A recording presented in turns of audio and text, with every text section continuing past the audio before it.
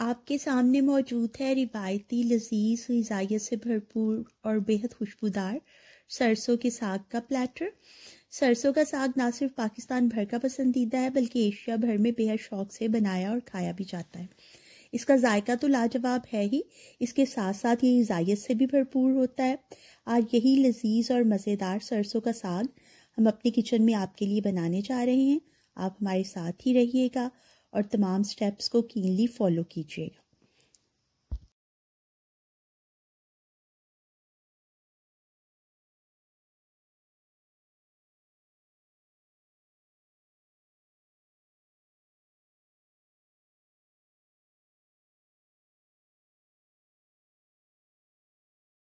बिस्मिल्लाहिर्रहमानिर्रहीम। आज हम अपने किचन में बनाने जा रहे हैं सरसों का साग। नॉर्मली जो सरसों का साग हम बनाते हैं वो सरसों के पत्तों की मदद से बनाया जाता है, लेकिन आज जो साग हम आपके लिए बनाने जा रहे हैं इसमें पत्तों का इस्तेमाल तो होगा ही, लेकिन इसके साथ जो इसके नरम तने हैं या स्टेम्स हैं उनका इस्तेमाल भी किया जाएगा। मार्केट में ये साग गोभी सरसों के नाम से मिलता है और इसमें पत्तों के साथ साथ इसके नरम तने या स्टेम्स को भी साग में शामिल किया जाता है। अगर ज़रूरी हो तो इन तनों को छीलकर और काट कर भी ऐड करते हैं। तो सबसे पहले हमें चाहिए 2 किलोग्राम के करीब गोभी सरसों का साग, पत्तों और तनों के समेत। उसके अलावा हमें 1 किलोग्राम, आधा किलोग्राम से 1 किलोग्राम तक ताज़ा पालक चाहिए होगी जिसके पत्ते हम इस्तेमाल करेंगे। एक बंच हमें बाथू के पत्ते चाहिए होंगे जो कि तकरीबन 150 से 200 ग्राम के करीब हैं। उसके अलावा आधा कप के करीब हमें कटा हुआ सब्ज़ धनिया चाहिए और चंद कटी हुई या पिसी हुई सब्ज़ मिर्चें चाहिए। इन सारी चीज़ों को प्रॉपरली वॉश करना है हमें, फिर एक छलनी में रख देना है कुछ देर के लिए ताकि एक्सेस वाटर ड्रेन आउट हो जाए। उसके बाद इन सबको रफली आप चॉप कर लें और एक बड़ा भारी पेंदे का पैन लेना है हमें जिसमें हम पानी उबालेंगे 4 से 5 लीटर के करीब। जैसे ही पानी में जोश आने लगेगा तो हम शामिल कर देंगे ये तमाम कटे हुए पत्ते जिसमें साग, पालक, धनिया, बाथू और सब्ज़ मिर्चें शामिल हैं और आँच को हम सेट कर रहे हैं मीडियम टू लो पर। ऑफ एंड ऑन चम्मच चलाएंगे हम, चम्मच लगातार चलाने की ज़रूरत नहीं है और ढक्कन बिल्कुल नहीं लगाना है। इसको हम जो है बगैर ढक्कन के ही पकाएंगे। 10 मिनट तक पकता रहेगा ये और 10 मिनट के बाद अब हम देखते हैं कि इसकी कंडीशन कैसी है। इसमें हम शामिल कर देंगे सारे पाउडर मसाला जात जो कि बिल्कुल सिंपल और सादा से मसाले हैं। चौथाई चाय के चम्मच के करीब अदरक और लहसुन का पाउडर हम शामिल कर रहे हैं। आप चाहें तो अदरक लहसुन का पेस्ट भी यूज़ कर सकते हैं। उसके अलावा 1 चाय के चम्मच के बराबर सुरख मिर्च का पाउडर या रेड चिली फ्लेक्स आप ऐड कर दें। उसके अलावा आधा चाय का चम्मच हमने ऐड किया है हल्दी पाउडर, गरम मसाला पाउडर ऐड किया है आधा चाय का चम्मच और 1 चाय के चम्मच के बराबर नमक ऐड किया है। इस सबको हम प्रॉपरली मिक्स कर देंगे और इसे पकने के लिए छोड़ देंगे और स्टिर करना है हमने ऑफ एंड ऑन। कभी कभी ही चम्मच चलाना है, कभी कभी ही हम चम्मच चलाएंगे, चम्मच लगातार चलाने की ज़रूरत नहीं है। और ये बात आप ज़हन नशीन कर लीजिए कि जब तक पानी आधे से ज़्यादा खुश्क नहीं हो जाता या तकरीबन आधा पानी आपका ड्राई नहीं हो जाता, आप लिड बिल्कुल नहीं लगा सकते। आपको बगैर ढके हुए ही पकाना है और उस वक्त तक पकाना है जब तक आपका 90% तक पानी ड्राई नहीं हो जाए। जब 90 या 80% पानी ड्राई हो जाता है तो तब आप चाहें तो इसमें थिकनिंग एजेंट ऐड कर सकते हैं, जैसा कि चावल का आटा है या गंदम का आटा है, कॉर्नफ्लावर है या बेसन का इस्तेमाल भी किया जा सकता है, लेकिन मैक्सिमम 2 से 4 खाने के चम्मच के बराबर, इससे ज़्यादा नहीं। लेकिन हम नॉर्मली इसको इस्तेमाल नहीं करते हैं, इसको लोग आलन कहते हैं। तो आलन के बगैर भी आपका साग बहुत अच्छा बन जाता है, लेकिन अगर आप यूज़ करना चाहें तो ये स्टेप जो है आप इसको इस तरह से थिक कर सकते हैं अपने साग को कि इसके अंदर कोई सा भी अपनी पसंद का आटा या कॉर्नफ्लावर ऐड कर दें, लेकिन चाहें तो इस स्टेप को आप स्किप भी कर सकते हैं। एक और बात आपको बताते चलें, आलन या थिकनिंग एजेंट जो है आप दोनों तरह से यूज़ कर सकते हैं। ड्राई पाउडर फॉर्म में भी यूज़ कर सकते हैं, हल्का हल्का स्प्रिंकल करें और प्रॉपरली इसको मिक्स करते जाएं, या फिर जैसे हम सूप्स के अंदर कॉर्नफ्लावर या किसी भी फ्लावर को थोड़ा सा डिज़ोल्व करके पानी में ऐड करते हैं, उस तरीके से भी किया जा सकता है।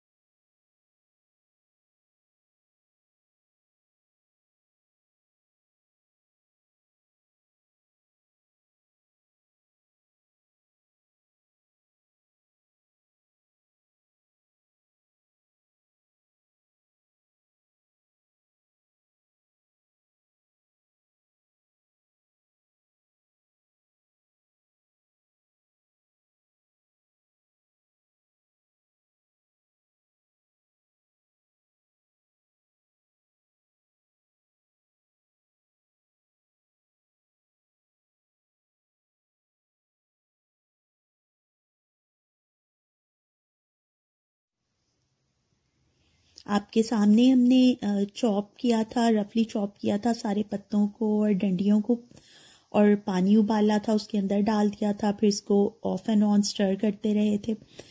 इसके अंदर पाउडर मसाला जात ऐड किए थे। अब पानी आपके सामने तकरीबन ड्राई हो चुका है।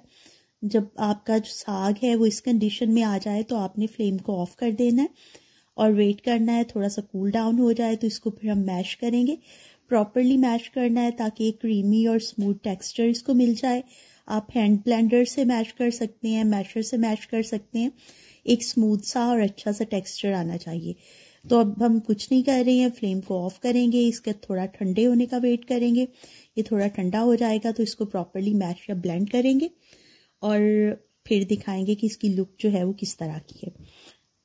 तो अब आप देख सकते हैं कि इसे प्रॉपरली हमने मैश कर लिया है, हमने ब्लेंडर का इस्तेमाल किया है, इसको ब्लेंड किया है और टेक्सचर आपके सामने है, बिल्कुल स्मूथ और क्रीमी टेक्सचर है। और अब टाइम आ गया है कि हम भगार या टेम्परिंग तैयार करें।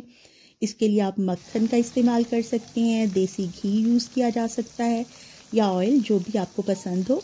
और बेटर ऑप्शन ये है कि आप ऑयल और बटर को मिक्स करके यूज़ करें और मिकदार आपको कुछ ज़्यादा ही रखनी पड़ेगी। आप 200 से 400 ग्राम्स के दरमियान इस्तेमाल कर सकते हैं, क्योंकि साग जब भी हम बनाते हैं इसमें ऑयल या बटर की मिकदार थोड़ी ज़्यादा ही होती है। तो अब हम क्या करेंगे कि ऑयल और मक्खन का जो मिक्सचर है उसके गर्म होने का वेट करेंगे। जैसे ही गर्म हो जाएगा तो सब्ज़ प्याज का हम इस्तेमाल करने जा रहे हैं। सब्ज़ प्याज जो है वो साग के बघार का एक लाजमी हिस्सा है। इसका वाइट वाला पार्ट हम पहले से काट कर शामिल कर रहे हैं। 2 से 3 मिनट के लिए इसको फ्राई करेंगे। फ्लेम हमारा मीडियम है, ना तो बहुत ज़्यादा लो रखना है हमें फ्लेम और ना ही बहुत ज़्यादा हाई रखना है। लो रखेंगे तो ये होगा कि प्याज सॉफ्ट होके गल जाएगी, और अगर फ्लेम हाई होगा तो इसके जलने का खदशा रहेगा। 2 से 3 मिनट तक हमने फ्राई किया है इसको मीडियम फ्लेम पे। और अब इसमें हम शामिल करेंगे गोल वाली सुर्ख मिर्च, जिसे आप रेड बटन चिली कहते हैं। उसके साथ ही थोड़े से खुश्क कसूरी मेथी के पत्ते हैं जिनको हमने थोड़ा सा क्रश कर लिया है, कटा हुआ अदरक है और साबुत जो है वो ज़ीरा है। अब ये ऐड कर दिया हमने। इसको थोड़ा सा फ्राई करेंगे जस्ट 30 सेकेंड्स के लिए, और फ्लेम को अब हम लो पे सेट कर रहे हैं। और लो पे सेट करने के बाद अब इसमें हम ऐड करेंगे कटा हुआ सब्ज़ धनिया, स्प्रिंग अनियन का जो ग्रीन पार्ट है वो कटा हुआ, कुछ साबुत सब्ज़ मिर्चें हैं, इनको ऐड करके हमने 30 सेकेंड्स के लिए अगेन फ्राई करना है। फ्लेम को ऑफ कर देना है और अब ये बघार हमें शामिल करना है अपने मज़े के साग पे।